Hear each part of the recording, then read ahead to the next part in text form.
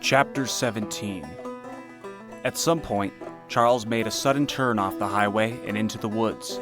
I followed, just about tipping over the van in the process. I was afraid initially that he'd just turned off at a random spot and I was about to be dodging trees and bushes, but to my surprise, there was a dirt road. We drove on this dirt road for quite some time, through all its twists and turns, potholes and loose rocks, one time having to stop for a bear running across. For a long time, the road was singular and led in one direction. I figured it must have led straight to Grandfather Red Eagle's driveway, but I stood corrected when we ran into a two-way split. Charles stopped.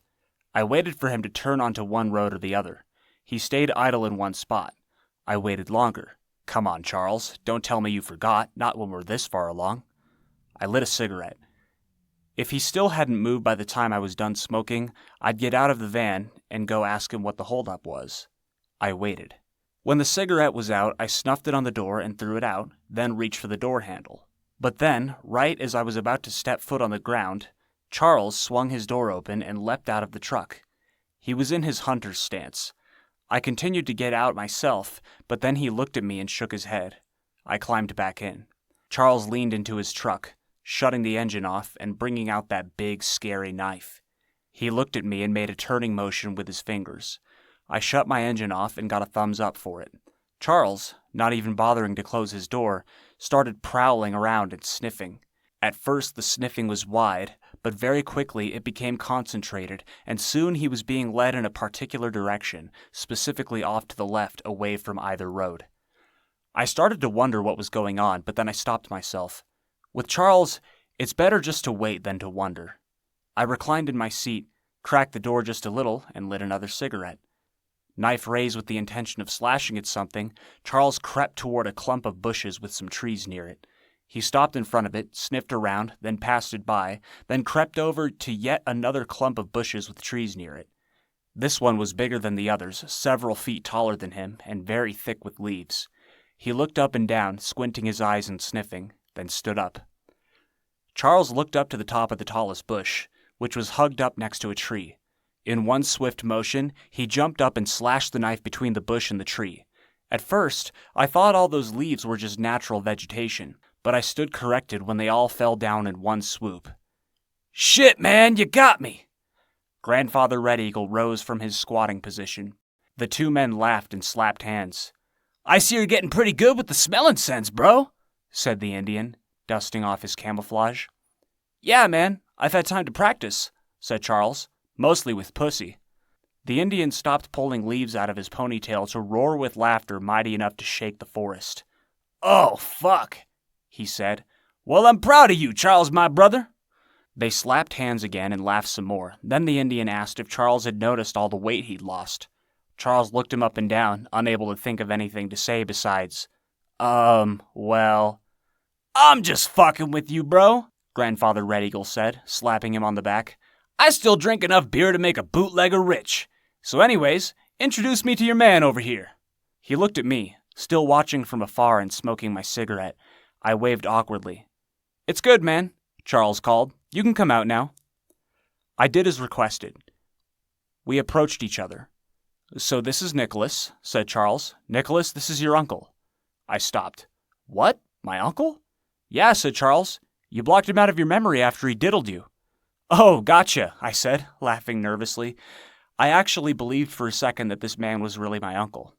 "Oh, shit, bro, this fucking guy," said Grandfather Red Eagle. "Don't ever listen to a damn thing he says." I said, "Oh, yeah, no, I only listen to him when he's drunk." This sent them both into another fit of laughter, Grandfather Red Eagle once again causing an earthquake. I'm sure it would have been loud enough to scare off the birds if they didn't already know on instinct to fly far away from wherever they might sense the demon wolf lurking. He took my hand to greet me and damn near crushed it into splinters. "What's up, bro?" he said. "They call me Grandfather Red Eagle." "So I've heard," I replied. He raised his eyebrows. "Oh yeah? This guy been talking mad shit about me or what?" "Oh yeah, oodles." This made him laugh again, hard enough to loosen his grip on my hand. "He's a writer," Charles butt in. "He's doing my biography." "Is that right? Are you published and shit?" Well, kind of. I won a contest when I was 14 and got published in the program for a sci-fi convention. I'd never been paid for anything I wrote, though, if that's what you're asking. Well, shit, bro. When it comes, you feel?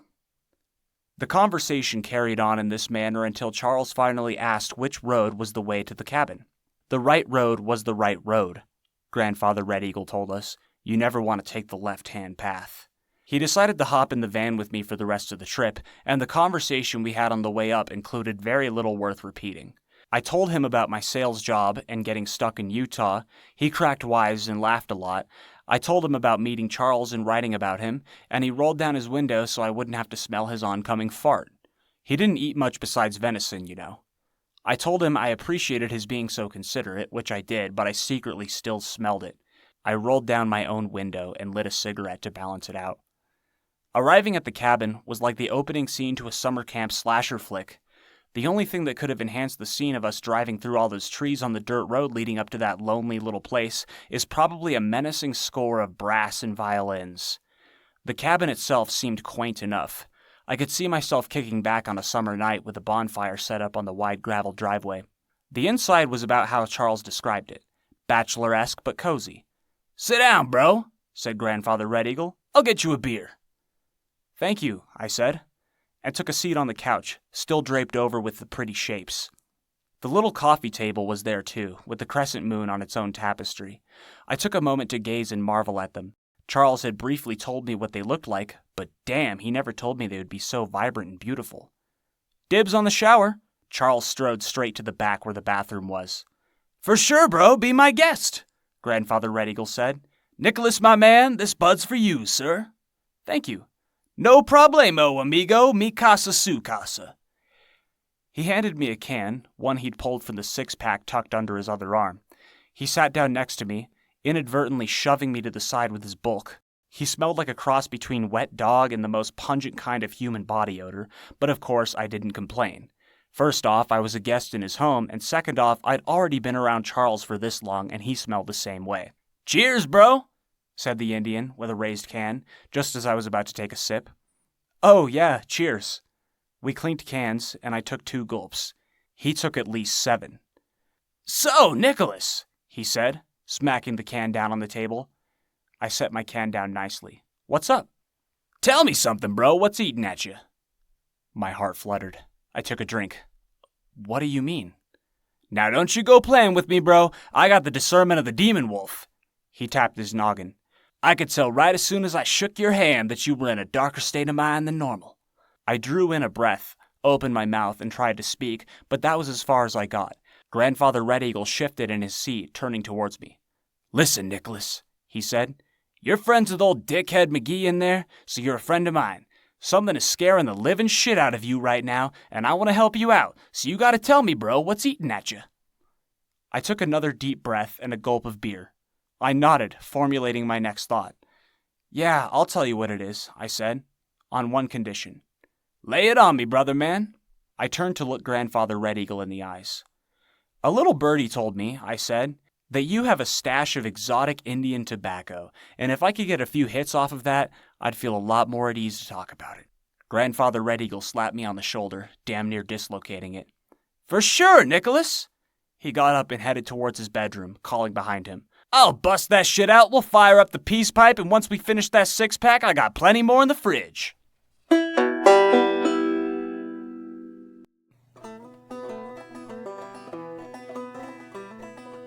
Chapter 18. So she just fucking ate his face then? The room was already a total hotbox by the time I got to that part. I said, "Yeah, man, that's what I heard from those bums anyways." Grandfather Red Eagle shook his head. "Shit, bro, that's some real wicked happenings right there." "Yeah, so what I was wondering was if you knew anything about it. Like, how the hell was she able to keep following us everywhere?" I passed over the pipe. "Honestly, bro, it's hard telling." He took a puff and blew 3 giant smoke rings across the room. "Could be any number of things. You got anything else to tell me about her?" I had to think that one over. I'd already told him how batshit she was, how she looked less and less like a person every time I saw her, big black claws and rotting skin and all the rest of it. I'd already mentioned how she disappeared and came back after I stabbed her. I even mentioned the suits, which he actually knew about pretty well. If they were chasing her around, he told me, then there was definitely something going on with her that had to do with the beyond. I'd even told him about the bandages, and how she kept asking for shoes and... Oh, shit, I forgot! I lit up with remembrance and startled him a little. Her feet, with the bandages and sores and shit, she kept complaining about them being on fire. Like they were burning, because she was running too fast or some bullshit like that. That struck a chord. Grandfather Red Eagle choked on the puff he'd just sucked in. Once he was done coughing, he asked, "Did she ever get taller?" Yeah, that's right. I forgot to mention, she definitely grew a few inches. When I first met her, she was somewhere down here, and the last time she was all the way up here. The Indian stared at the wall in front of him and whispered something under his breath. What was that? I alerted myself. Now he was starting to seem like a tweaker. He was silent, so I pressed him. What'd you say just now? He looked at me with wide eyes, the first time I saw him in a state of no laughing matter. Wendigo, he whispered. What the hell did you just call me?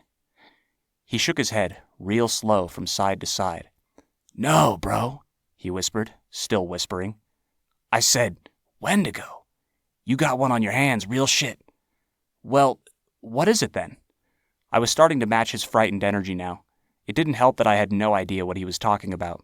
Spirit of selfishness, he said, still burning into my eyes with his. Spirit of greed, spirit of ill intent, they all come to manifest.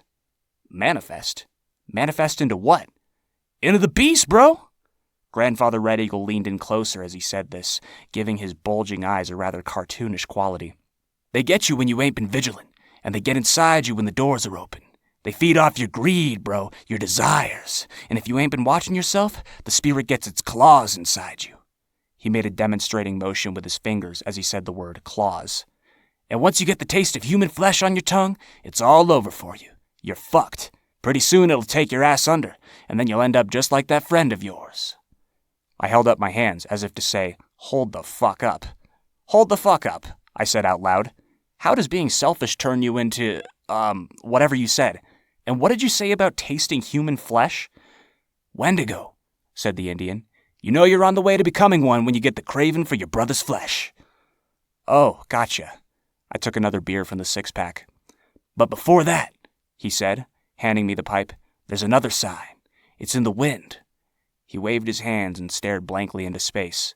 And the wind will call your name like this.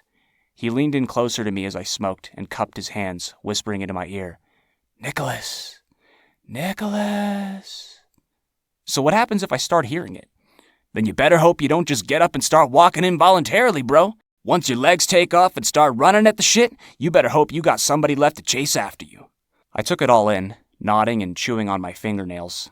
Switching my head over to a more productive state, I asked, would you be willing to go over that with me later so I can take notes? You know, for the book? Absolutely, Nicholas. I got nothing to hide, bro. The bathroom door opened. Grandfather Red Eagle paused to glance in its direction. Then he leaned in to whisper, but somebody else might. Charles came out, wrapped in a towel, followed by an avalanche of steam. Sup, bro? Said the Indian. You're looking at it, said Charles. I shook the ash out of the pipe into an empty can, only spilling a little. Sit down, bro. There's plenty of room. The Indian scooched as far as he could to his side of the couch. I followed suit. Charles had just enough room to squeeze in between us.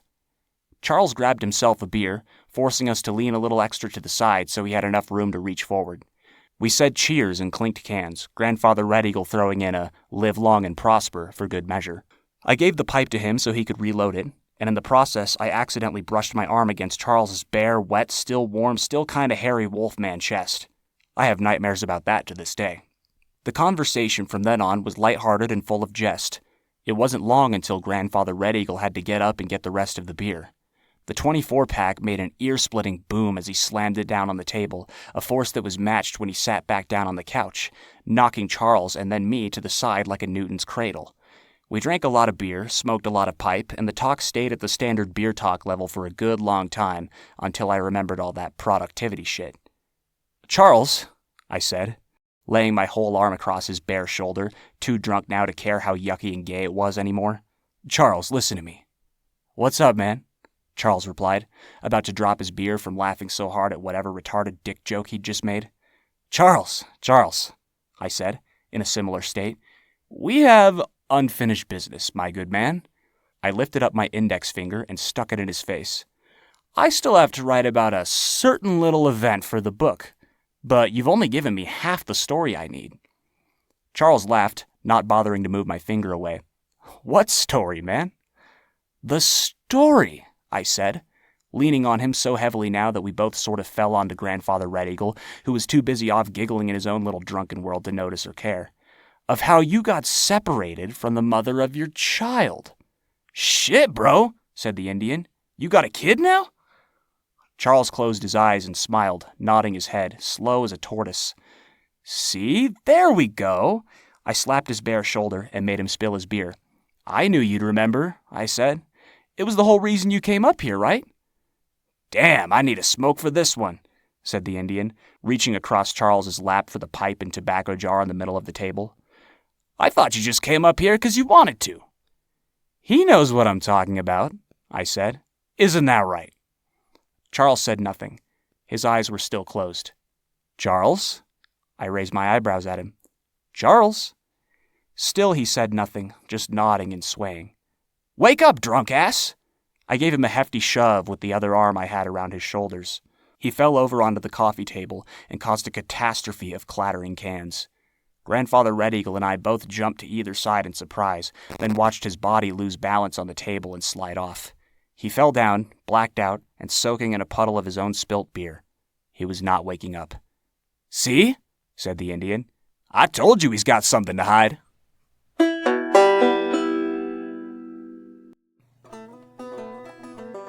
Chapter 19. Well, shit, bro, if it's not your passion, then why are you pursuing it? Grandfather Red Eagle blew a big fat cloud that soon dissipated in the air. We weren't inside anymore. The cabin had gotten to the point where it was difficult to breathe, so we took a couple of folding chairs to the front driveway and left the door open. There was an empty third chair to my right, which Grandfather Red Eagle had run outside afterwards, just in case old dickhead McGee decided to wake up and join us. Because there's a lot of money in it, I said. I took the pipe without shifting my gaze from the clear, starry night, the kind you could only get to see from a cabin in the middle of nowhere. Sales is the highest paid profession out there, you know, I continued, and you don't have to go to any goddamn college for it. Hey, bro, I feel you on the college thing, I really do, said the Indian.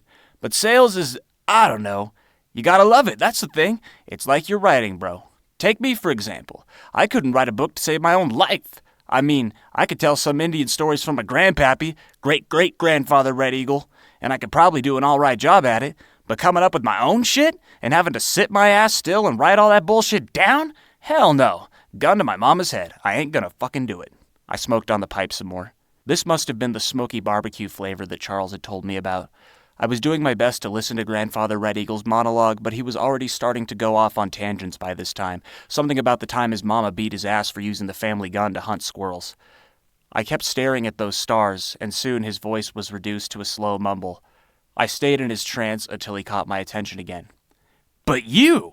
He exclaimed, punctuating his first point and finally moving on to the next one. You can do it, I could tell. I jumped, ripped away from my trance. Do what? Write books, bro. I got the sixth sense of the demon wolf. I know. I got the discernment. I raised an eyebrow. The discernment? He leaned in and whispered, Yeah, the discernment. I smirked and started to look away, but he caught my attention again. And what's more, Nicholas, he said, Charles may not know how to fully use his senses just yet, but I do, and I'm here to tell you, I know the vibrations when the Wendigo is close by. You mean Darcy? I was leaning in now, tense and anxious, waiting for him to tell me that she was hiding up in that tree over there, watching and stalking, waiting with the patience only a predator could possess, waiting until I was all alone with my back turned. Yeah, bro, Darcy, said the Indian, and I'll tell you what, you're safe here with me, but I wouldn't be leaving this property if I was you, not till we can deal with her. My heart sank into a pool of dread, and not just because he told me I'd be in grave danger as soon as I were to leave. The place was nice and everything, certainly better than the streets of Salt Lake. The only thing was, I was supposed to go to Colorado, and people were probably wondering why I wasn't texting them back, and oh man, what if I'd already lost the opportunity? Grandfather Red Eagle noticed me brooding with my head in one hand and his pipe in the other. What's the matter, bro? He asked. Oh, I don't know. I just don't even know why I'm here, and I'm completely dead-ass broke, and I don't know. I just don't feel in control, and I really don't like it. Hey, bro, listen. Pipe? I handed it over. He continued. Us creatures here on the earth, we wouldn't know what to do if we got to be in control. That's why we never are. He took a few puffs and blew a few rings. As I watched them travel forward, spinning until they unraveled and became one big mist, I noticed how sleepy I'd become. I asked if he had any idea what time it was. He said he never really kept track, but it was probably around 2 a.m. I was just about to get up and head for bed, or rather, the couch, but he jumped up with a sudden urgency and said it would be a good idea to move that van out of view, just in case we got any unwanted visitors. I really, really wanted to just go to sleep. But he was right. We both got in the van, and he directed me around the back of the cabin. This was the first time I got to see the thrashing room. At first, I thought it was just a little shed or maybe a well house. It was only a foot or so shorter than the cabin, but in length and width it was no bigger than a boxcar. We're not going to fit this whole thing in there, are we? It seemed like that was what he wanted, since the headlights were currently illuminating a door so tiny that a man would have to crouch to pass through it, no less than 3 padlocks holding it closed. Nah, said the Indian. That's just my thrashing room. Thrashing room? Yeah, asked Charles about it in the morning. For the rest of the night, I asked no more questions about it out loud, but many in my head. He told me to park where I was, about 20 feet in front of the thing. As he scurried off back around to the front door, calling behind him that he'd be right back, I got out of the still-running van and paced around in the thrashing room, studying it with only a pair of headlights to aid me. The door was made of steel, hinged with bolts the size of bottle caps. A swift pounding demonstrated that it was on there good and solid. No rattle, no clatter, just a low boom, loud enough to make you picture a medieval dungeon in your head. The walls were made of solid brick. I could tell it was real brick, not just a fake outer layer for aesthetic. When I put my ear against it and slapped it a couple of times, no hollow sound, no nothing. The roof, from what I could make out with my limited view, wasn't made of shingles in a triangular structure for the snow, nor could I see a slab of sheet metal laying over it. I knew it was dark out, and I could have been mistaken, but it looked like the whole thing, save for that tiny little bitty steel door with the padlocks, was completely made out of bricks. Told you I'd be back! I jumped at the sound of Grandfather Red Eagle's voice behind me. Jesus H. Christ, I said. You scared the shit out of me. That's the stealth of the demon wolf, bro. He was carrying some kind of elongated bag under his arm. Another folding chair? Without another word, he opened it up and dumped out the contents. Help me unfold it, he said. I knew asking what it was would be futile. Maybe being obnoxiously cryptic was another gift of the demon wolf, so I just got right to helping him unfold all the metal joints until I finally realized it was a canopy. We set it up right next to the thrashing room, its pyramid top standing just below the roof of the cabin. The whole thing was pretty massive, and the covering was made of heavy burlap. It was primarily a smokehouse, Grandfather Red Eagle told me, used to cook up the furry woodland creatures he didn't sell off to the butcher shop to keep his utilities running and beer in the fridge. It was a cozy fit for the van, but we shut the smokehouse door and tied it shut without a single bulge in the walls. Normally the bottom hemming would have been suspended for airflow, he explained, but today was a different job. Not a smidgen of the tires were visible without lifting the flap, and we all know that lifting the flap is a no-no without a warrant. It was past 3 when I crashed on the couch. I got a pillow and a blanket. Charles got nothing. He's already sleeping, said the Indian, so what's he need anything extra for? While I did get to sleep fairly quickly, it wasn't before I spent some time staring out the window. Trees sure are spooky in the dark. The little spaces in between them off in the distance are even spookier. With the conscious mind not knowing exactly what or who might be in those little pockets of shadow, the imagination is forced to step in. Maybe Grandfather Red Eagle was right about humans being unfit for control.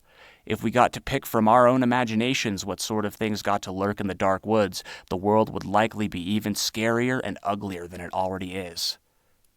Oh, Great Spirit, allow me peaceful dreams tonight.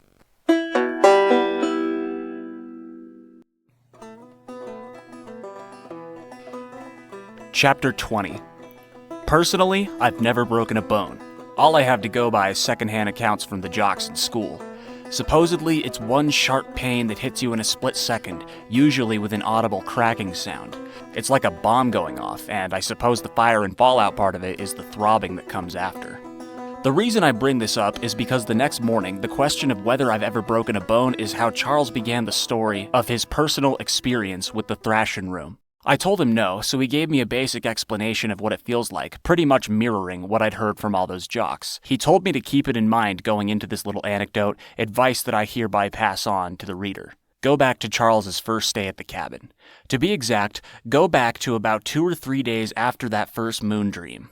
It was almost dusk. The sun was getting ready to dim down and turn the sky red. Grandfather Red Eagle called this rolling out the red carpet for the moon to shine, and tonight it was going to be full, and so it would remain for the next 2 nights after that. Just like he would with me later on, Grandfather Red Eagle had kept Charles in suspense about the thrashing room, revealing nothing about it but the name. At first, Charles was a little concerned that it was some kind of gay fetish dungeon, but after a month of living with the guy, he figured it probably wasn't that.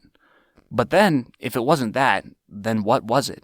The question never bothered him too much, but sometimes in a dull moment when they weren't drinking or tailing an animal, it would come up again in the back of his mind like an itch that keeps turning up in the same little spot. Today, though, the itch would cease to exist for all eternity because Grandfather Red Eagle informed him that he was about to see the inside of it for the first time ever. Not only that, but he was going to spend the night inside of it. Naturally, the first words to come out of Charles's mouth were, what? "It's all good, bro," said the Indian. "Just come on and I'll show you what's up." So, with just a hair of reluctance, one hair out of the many new ones he'd sprouted in the last week, Charles rose from the couch where he'd just been woken up from his nap, following his mentor, who was outside, jangling a set of keys. One by one, Grandfather Red Eagle opened the 3 padlocks, each with a separate key. The door opened with a loud and spooky creak. Inside was nothing but a bucket and a roll of toilet paper sitting in the corner together on the stone floor. Naturally, Charles protested, but the Indian explained at long last what the point of it was. A long time ago, the tribe of the Demon Wolf held a meeting to discuss the issue of people who just recently contracted the spirit and their alarmingly high rate of mortality during their first 3-day period of transformations. Time and time again, new brothers and sisters of the tribe ended up being killed either by human beings while in their wolf state, a little more rare, or by harsh weather conditions while in their man state after waking up naked in the middle of some strange wilderness. The best way to mitigate this, they decided around a campfire over s'mores and whiskey, was containment. Only for the first set of full moons, though, because under quality mentorship, the new brothers and sisters should theoretically have a much firmer grasp on the discernment. It would have to be voluntary as well, of course. It wasn't like they were some fucking cult or anything. The senior brother or sister would just have to make the case to the new arrival by explaining the statistics. That, and by providing a bottle of something stiff, partially for the boredom, but mainly to help prepare for what was about to come. Charles got a special mix of vodka and grapefruit juice, Cuban style. The bricks that Charles saw all around him had come to be the standard material to build thrashing rooms with. Generations of trial and error had allowed for the world's werewolves to come up with new designs and report back with the results until they finally decided to just trust the folklore. Huff and puff all you want, you ain't blowing down a 2-foot-thick solid brick house. He didn't have to worry about breathing, Grandfather Red Eagle told him. The door was heavy, but there were some pretty good-sized cracks there to let the air flow through. Though safety precautions generally weren't in Charles's wheelhouse, he decided to say fuck it and do as he was told just this once. His only request was a pillow and some tobacco. The Indian obliged, lending him one of the less fancy pipes in his collection. The door shut with a bang, and Charles was in darkness.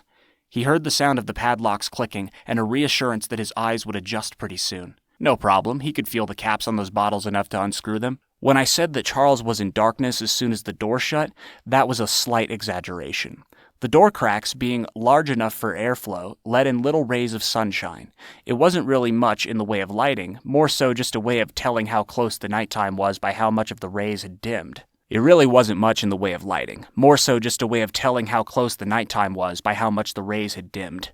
When night finally fell, it didn't really matter if his eyes had adjusted or not. He'd already blasted through the bottle and was snoring away, soaking the pillow with sweat and drool.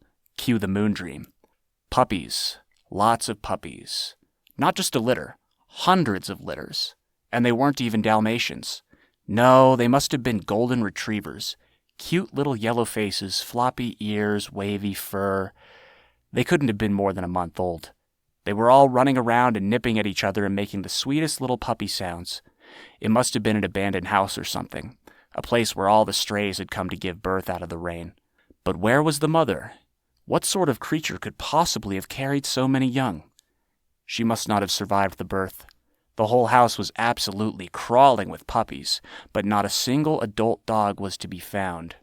Until Wolfman Charles stepped onto the scene. As soon as he became self-aware, the puppies became aware of him too. They scattered, or tried to, rather, but the sheer number of them made it so that they couldn't do much but trample and pile over each other. Get it? Dog pile. Stomping on them and making them go ker-splat was too easy. It got old after about a dozen or so. It was much more entertaining to grab them and dig his claws in with no more effort than you might give to squish a water balloon. That got old pretty quick too. After a certain point, he just started scooping them up by 3s and 4s in each hand and shoveling them into his mouth.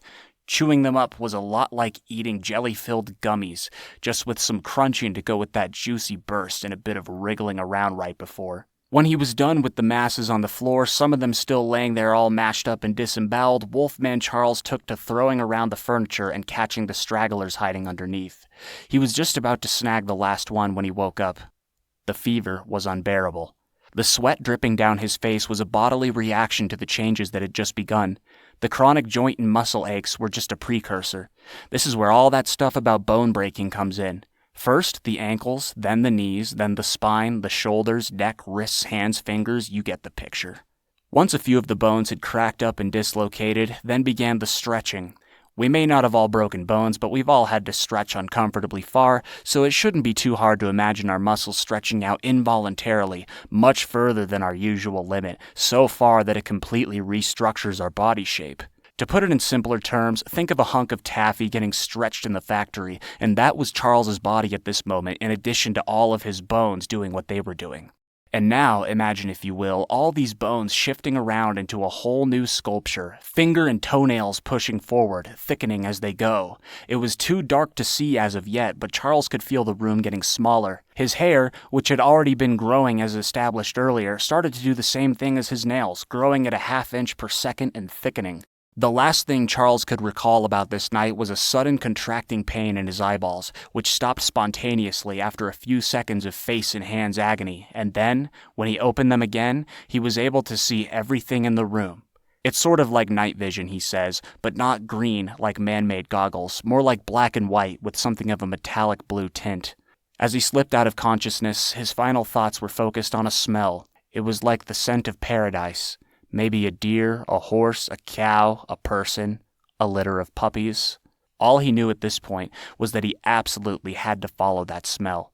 There was only one problem. He was trapped inside this little box thing. He pounded on the door, scratched at it, tried to bust it down with a body slam, all to no avail. The door was no use, so he took to the walls, pounding, scratching, slamming, just thrashing all around in a primal fit of rage and pure hatred for the little box thing that was keeping him trapped. After that, everything is a blur.